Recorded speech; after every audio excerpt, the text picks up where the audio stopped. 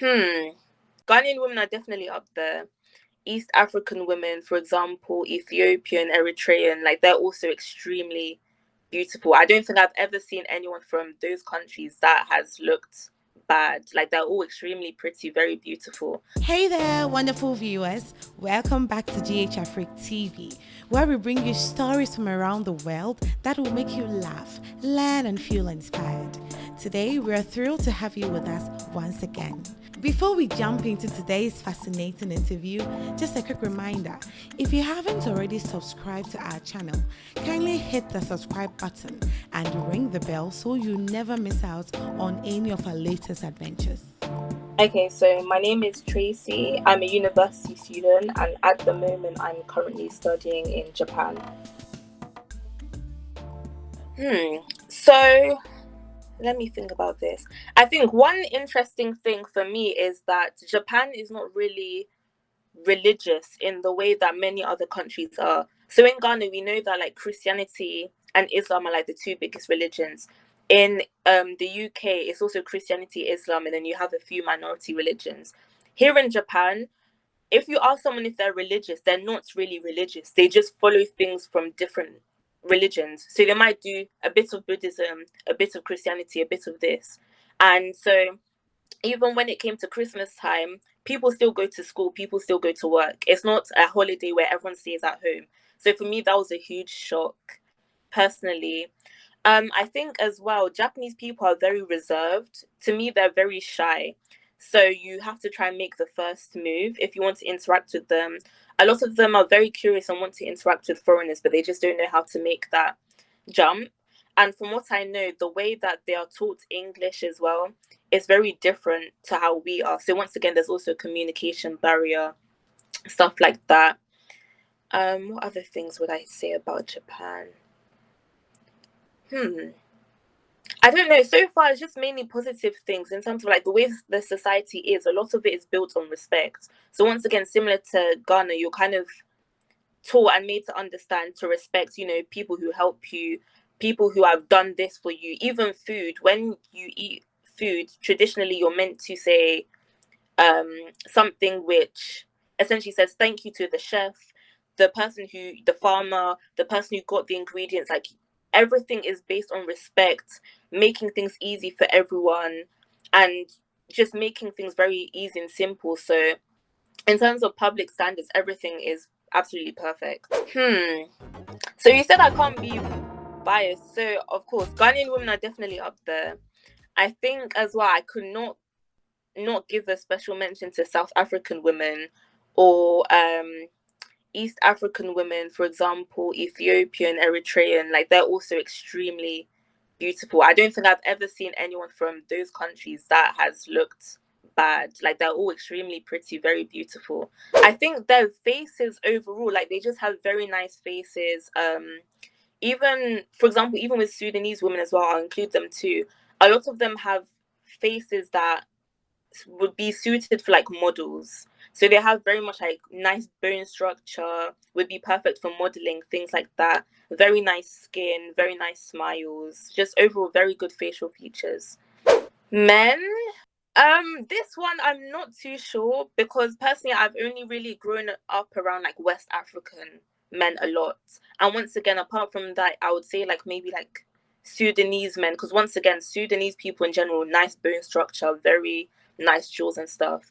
So I'd probably say them, and then I would just say Ghanaian and Nigerian as well. I think when it comes to Ghanaian food, I would definitely, personally, I very much like fufu. But what I've noticed is foreigners that do try it, they're not used to the fact that you have to swallow and you cannot chew. I think because a lot of West African countries, we're used to swallow food. So for us, it's normal, but a lot of people can't really get used to that. So that one is a bit difficult for me to recommend. Apart from that, I mean, a lot of people seem to like watches, so maybe that would be nice to recommend.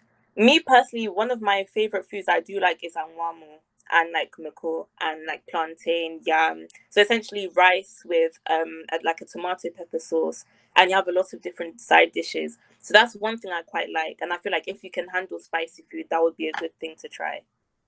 I think already, because I originate from, like, I live in the UK, so already I am exposed to a lot of different cultures. But to come to a country that is the complete opposite is very, it's a new experience. I feel like every day here is a new learning experience, because you're in a country where you are even more of a minority. There's very little people that look like you or are from a background like you. So you kind of have to adjust to the way they live their life, their rules, how life is for them. So getting used to that, understanding how things are for them, the way they navigate their life, that's been a huge thing for me to compare. I feel like a lot of the things I do pick up on here, I'm always in the back of my mind comparing with Ghana, comparing with the UK as well, and just seeing how different it is. So the first bit of advice I would give is do your research. I feel like no matter where you go abroad, always do your research, know where you're going, know what it is you're looking for, always have a plan B, always know like the emergency information, important information, because I feel like the worst thing you can do is go to a different country where already moving is a big thing. But on top of that, if you're underprepared, it's going to be a huge struggle and it will hit you in the face. So I feel like research is the most biggest important thing I will always tell everyone. And the second thing is to follow the way that the people there live their lives. As people like to say, you do what the Romans do in Rome. You can't really go to another country and then try and impose your way of living onto them if it doesn't fit, because every society has their own way of living. So you kind of have to sit back, observe, and then adjust, or you try and mimic the way they behave. Because there are some things that even here or even on other international people they might not agree with, but I can't come here and complain and tell people, why are things like this, why do you do stuff like this? Either you kind of just sit back, you try and understand, or you keep quiet. You don't really try and tell them, this, I don't like this, so everybody here should change it. You just need to adjust yourself. Okay, so I'll start with my handles. So on Instagram, my handle is underscore Tracy, TRACEY HAAGSMA, and another underscore. And if you see it, my profile picture should be like a brown color. And my name is Tracy. I have a Ghana flag. And on Twitter, my handle is Tracy, so TRACEY WITHHANE. So Tracy with an E, but I have two H's there. So those are like my two main platforms. And in terms of shout outs, I would definitely like to shout out my family back home, my parents, my brothers, because they have been supporting me the whole way.